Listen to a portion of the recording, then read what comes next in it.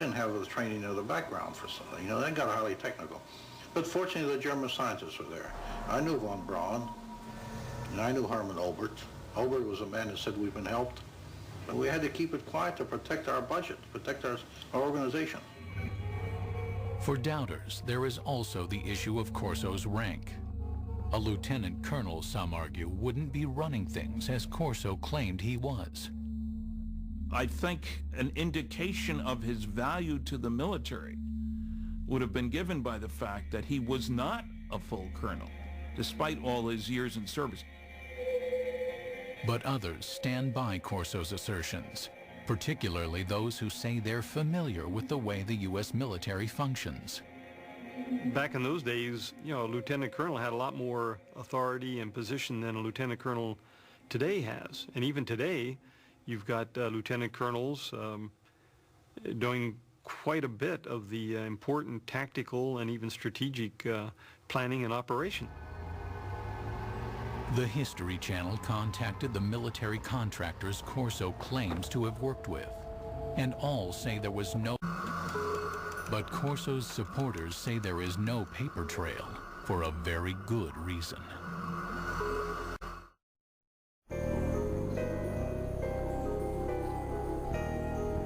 Among those who believe there was an alien crash near Roswell, there is consensus on one concept. The U.S. government systematically suppressed the truth. The government of the United States and other governments around the world have gone out of their way to keep that wrapped up inside a riddle that's smothered by an enigma. Philip Corso says he also had to keep his reverse engineering program under wraps. We couldn't discuss it. We made a decision. It cannot be discussed outside of us. We're doing good. We have the authority, we have the money for our R&D projects. Well, that's fine. Let's keep it that way. Let's not get mixed up in the murky area of whether they exist or not.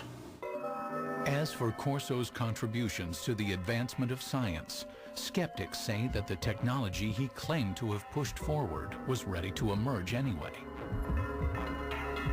As proof, they offer up the mind control headband, one alien technology that Corso did not claim to develop.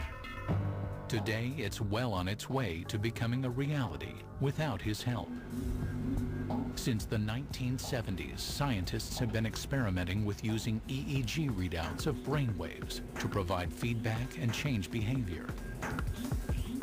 It's now possible to use EEG feedback games like this one to learn how to manage brain states. But mind control technology has advanced even further than that. Going to open the first email, which says congrats. It says you. In 2004, researchers received FDA approval to test tiny brain implants designed to allow disabled people to control computers using their thoughts. Next, I'm going to paint a circle.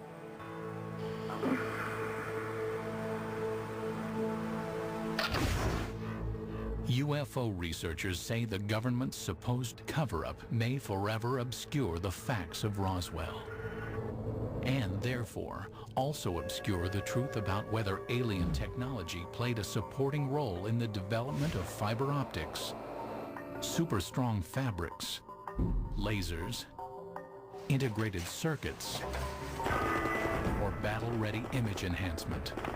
Some people think that, for example, aliens intervened in 3500 BC in Egypt to help the Egyptians build pyramids. You know, well, doggone it, the Egyptians of 3500 BC were fully capable of putting big blocks on top of other big blocks, right? If the Egyptians had suddenly developed cell phones or something like that, then I would say, okay, there's intervention there. But that's not what they did. But while Lieutenant Colonel Philip Corso might be questioned, his ideas deemed controversial, and his predictions dismissed as the stuff of science fiction, his impact on UFO legend and lore can never be minimized.